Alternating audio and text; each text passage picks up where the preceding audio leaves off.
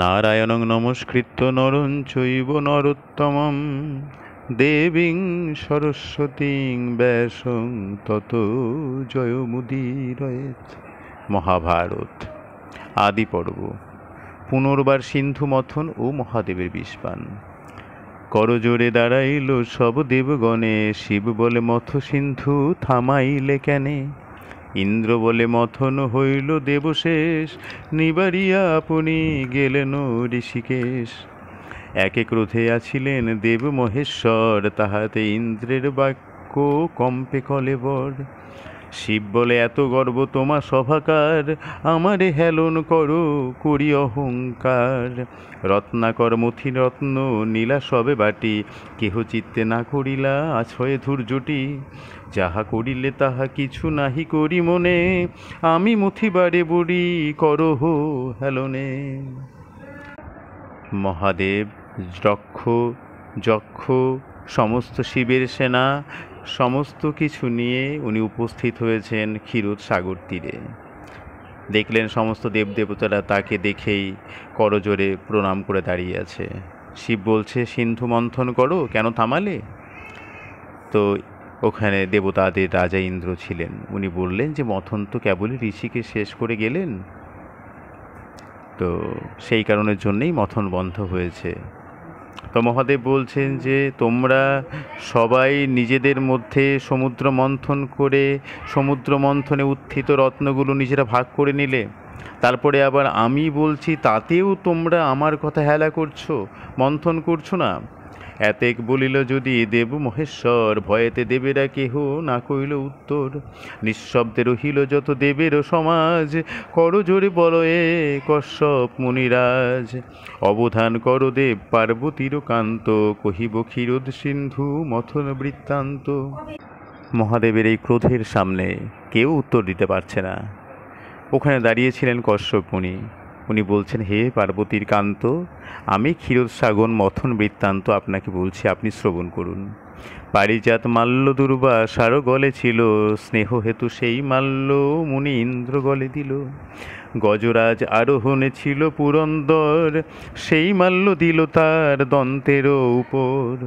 সহজে মাতঙ্গ অনুক্ষণ মদে মত্ত, পশু জাতি নাহি জানে মালা মুনি দত্ত। শুণ্ডে জড়াইয়া মালা ফেলিল ভূতলে, দেখিয়া দুর্বাসা ক্রোধে অগ্নি সম জলে। অহংকারে ইন্দ্র মোর অবজ্ঞা করিল, মোর দত্ত পুষ্পমাল্য ছিঁড়িয়া ফেলিল। সম্পদে হইয়া মত্ত তুচ্ছ কইল মোরে, দিল শাপ হবে হত লক্ষ্মী পুরন্দরে। ব্রহ্মশাপে লোকমাতা প্রবেশিলা জলে, লক্ষ্মী বিনা কষ্ট হইল ত্রৈলোক্য মণ্ডলে। লোকের কারণে ব্রহ্মা কৃষ্ণে নিবেদিল, সমুদ্র মথিতে আজ্ঞা নারায়ণ কইল। হে দেবাদিদেব মহাদেব, তো কোনো এক সময় দুর্বাসা মুনির গলায় পারিজাত ফুলের মালা ছিল। সামনে ইন্দ্রদেবকে দেখে দুর্বাসা মুনি ইন্দ্রের গলায় সেই পারিজাত ফুলের মালা পরিয়ে দিলেন। ইন্দ্রদেব তখন গজ পৃষ্ঠে আরোহণ করেছিল। সেই মালা তখন তিনি সেই হাতির দাঁতের উপরে রাখলেন। পশু জাতীয় তো বোঝে না যে মালা মুড়ি দিয়েছে। সেই মালা তখন সেই হাতি সুরে জড়িয়ে মাটিতে ফেলল। এটা দেখে দুর্বাসা মুনি ক্রোধে উত্তপ্ত হয়ে উঠল। বলল, ইন্দ্র, তুমি অহংকারে আমাকে অবজ্ঞা করলে। আমি যে মালা তোমাকে দিয়েছি তুমি সে মালা ছিঁড়ে ফেললে। তুমি আজ থেকে লক্ষ্মী হত হও। দুর্বাসা মুনির শাপে লোকমাতা লক্ষ্মী উনি সিন্ধুতে প্রবেশ করেছিলেন 3 লোক ছেড়ে। ত্রৈলোক্যমণ্ডল এতদিন লক্ষ্মী বিনা মৃত প্রায় হয়েছিল। তা সমস্ত লোকের সমস্ত কষ্ট যন্ত্রণার কথা ব্রহ্মদেব গিয়ে গোবিন্দকে বললেন। তখন উনি সমুদ্র মন্থন করবার কথা বললেন। এই হেতু ক্ষীরোদ মথিলা পুরন্দর, শেষ মথনের দড়ি মথনী মন্দর। অনেক উৎপাত হইল বরুণের পরে, লক্ষ্মী দিয়া আশিস্তব কইল গদা ধরে। নিবারিয়া মথন গেলেন নারায়ণ, পুন তুমি আজ্ঞা করো করিতে মথন। বিষ্ণু বলে বড় বলি আছিল অমর, এবে বিষ্ণু বিনা শ্রান্ত সব কলেবর। দ্বিতীয় মথন দরি নাগরাজ শেষ, সাক্ষাতে আপনি দেব দেখো তার ক্লেশ। অঙ্গের যত হার সব হইল চূর, সহস্র মুখেতে লাল বহিছে প্রচুর। বরুণের যত কষ্ট না যায় কথন, আর আজ্ঞা নাহি করো করিতে মথন। হে প্রভু, খুব উৎপাত সহ্য করেছে এই বরুণ। তাছাড়া সমস্ত দেবদেবতারাই খুব শ্রান্ত, ক্লান্ত আর পরিশ্রান্ত। দেখো, যে নাগের দড়ি দিয়ে মন্থন করা হয়েছে, দেখো তার কি অবস্থা। এই বরুণ, এই যে সমস্ত দেবদেবতা, সবার কত ক্লান্ত শ্রান্ত অবস্থা দেখো। আর তুমি মথন করতে বলো না হে প্রভু। শিব বলে, আমা হেতু মথ একবার, আগমন অকারণ না হোক আমার। শিব বলছে যে দেখো, আমি সব বুঝতে পারলাম, কিন্তু আমার আগমন অকারণ হবে, আমার জন্য একবার মন্থন করো। শিব বাক্য কারো শক্তি লঙ্ঘিবারে পারে, পুনরূপী মথন করিল সুরাসুরে। শ্রমেতে অশক্ত কলে বড় সর্বজনা, ঘনশ্বাস বহে যেন আগুনের কণা। অত্যন্ত ঘর্ষণে তবে মন্দর পর্বত, সুতপ্ত হইল গিরি মহা অগ্নিবৎ। ছিন্ন খণ্ড খণ্ড হইল নাগের শরীর, ক্ষীরোদ সমুদ্রে সব বহিল রুধির। অত্যন্ত ঘর্ষণ নাগ সহিতে নারিল, সহস্র মুখের পথে গরল বহিল। সিন্ধুর ঘর্ষণ অগ্নি সাপের গরল, দেবেরও নিঃশ্বাস অগ্নি মন্দর অনল। চারি অগ্নি মিশ্রিত হইয়া এক হইল, সিন্ধু হইতে আচম্বিতে বাহির হইল। তো মহাদেবের কথা মতন মন্থন শুরু করা হলো তাদের সেই শ্রান্ত ক্লান্ত শ্রমে অশক্ত কলেবর নিয়ে। তো মন্থন করতে করতে দেবতা অসুরদের শ্বাসের অগ্নি, মন্দর পর্বতের ঘর্ষণে সৃষ্ট উত্তাপের অগ্নিবৎ হওয়া, এবং ঘর্ষণে খণ্ড খণ্ড নাগের শরীর ও রুধির নিঃসরণ, আর সবশেষে নাগের মুখ থেকে নির্গত বিষ, এ সমস্ত কিছু একসাথে মিলে বাইরে বেরিয়ে এসে এক ভয়ঙ্কর ধ্বংসাত্মক গরলে পরিণত হয়েছে। সেই গরল পৃথিবীকে শেষ করে দিতে চাইছে। প্রাত হইতে দিনকর তেজ যেন বাড়ে, দাবানল তেজে যেন শুষ্ক বন পড়ে। যুগান্তের কালে যেন সমুদ্রের জল, মুহূর্তে ব্যাফিল তথা সংসার সকল। দায় দহিল সবার অঙ্গ বিষের জ্বলনে, সহিতে না পারি ভঙ্গ দিল সর্বজনে।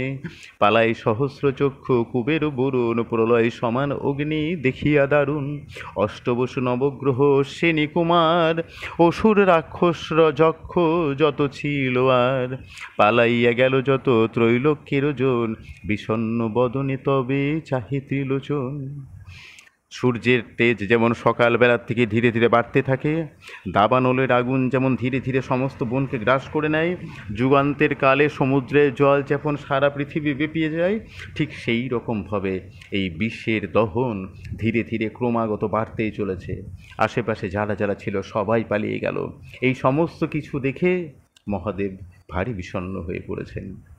দূরে থাকি দেবগণ সব করে স্তুতি, রক্ষা করো ভূতনা তনাথের গতি। তোমা বিনা রক্ষাকর্তা নাহি দেখিয়ান, সংসার হইল নষ্ট তোমা বিদ্যমান। হে প্রভু, রক্ষা করো, তুমি তো অনাথের গতি, তুমি ছাড়া রক্ষাকর্তা আর তো দেখি না। তোমার সামনে সংসার নষ্ট হয়ে যাচ্ছে। রাখো রাখো বিশ্বনাথ বিলম্বনাশয়, ক্ষণেক রহিল আর হইবে প্রলয়। বলছে হে প্রভু, রক্ষা করো, আর কিছুক্ষণ থাকলেই প্রলয় তৈরি হবে। দেবের বিষাদ দেখি কাকুতি স্তবন, বিষে দগ্ধ হয়ে সৃষ্টি দেখি ত্রিলোচন। বিশেষ চিন্তেন পূর্বকৃত অঙ্গীকার, এবার মথনে সিন্ধু রত্ন যে আমার। তার মনে পড়ে গেল পূর্বের অঙ্গীকারের কথা, বলেছিল আমার জন্য একবার মন্থন করো, অর্থাৎ এবার যা উঠবে সবই তার। তাই এবার তো বিষ উঠেছে, তার সেই অঙ্গীকারের কথা মনে পড়ে গেল। আপন অর্জিত তাহে সৃষ্টি করে নাশ, হৃদয়ে চিন্তিয়া আগুহন কৃত্তিবাস। সমুদ্র জুড়িয়া বিষ আকাশ পরশে, আকর্ষণ করি হর নীলেন গণ্ডুষে। সমুদ্র থেকে আকাশ পর্যন্ত যে বিষের বিস্তার ছিল, সমস্ত বিষ তিনি তার গণ্ডুষে ধারণ করলেন আকর্ষণ করে। দূরে থাকি সুরাসুর দেখো এ কৌতুকে, করিলেন বিষপান একই চুমুকে। সমস্ত সুরাসুর দূরে দাঁড়িয়ে থেকে দেখল যে মহাদেব সেই বিষ পান তার গণ্ডূষ থেকে করলেন এক চুমুকে। অঙ্গীকার পালন ও স্বধর্ম দেখাবারে কণ্ঠেতে রাখেন বিষ নালন উদারে। নীলবর্ণ কণ্ঠ আদ্য পিহ বিশ্বনাথ, নীলকণ্ঠ নাম তার হইল বিখ্যাত। তো দেবাদিদেব মহাদেব শুধু একমাত্র তিনিই ছিলেন যিনি বিষ ধারণ করবার ক্ষমতা রাখতেন। তিনি উদরসাৎ করেননি তা, তিনি বাইরেও ফেলে দেননি তা। উদরসাৎ করলে তার নিজের প্রতি অবিচার করা হতো, বাইরে রেখে দিলে প্রকৃতির সাথে অবিচার করা হতো। তাই তো তিনি সমস্ত বিষ তার নিজের কণ্ঠে ধারণ করে রাখলেন। আশ্চর্য দেখিয়া যত ত্রৈলোক্যের ওজন, কৃতাঞ্জলি করি হরে করেন স্তবন। নীলকণ্ঠ নাম তার সেই কারণেই তৈরি হয়েছিল। সমস্ত ত্রৈলোক্যের যারা যারা তখন উপস্থিত ছিল তারা সবাই দেবাদিদেব মহাদেবের স্তব করতে শুরু করল। তুমি ব্রহ্মা, তুমি বিষ্ণু ধনের ঈশ্বর, যম সূর্য বায়ু সোম তুমি বৈশ্বানর। তুমি শেষ বরুণ নক্ষত্র বসু রুদ্র, তুমি স্বর্গ ক্ষিতি অধ পর্বত সমুদ্র। যোগ জ্ঞান বেদ শাস্ত্র তুমি যজ্ঞ জপ, তুমি ধ্যান ধারণা তুমি সেই উগ্রতপ। অকালে করিলে তুমি এ মহাপ্রলয়, কি করিব আজ্ঞা এবে দেহ মৃত্যুঞ্জয়। তা জপ করবার পর বলল, হে প্রভু, এবার কি করব, আজ্ঞা দাও। এত শুনি আজ্ঞা দিল দেব মহেশ্বর, রাখনিয়া যথাস্থানে আছিল মন্দর। বলল, যাও, এবার মন্দর যেখানে ছিল তাকে সেখানে রেখে এসো।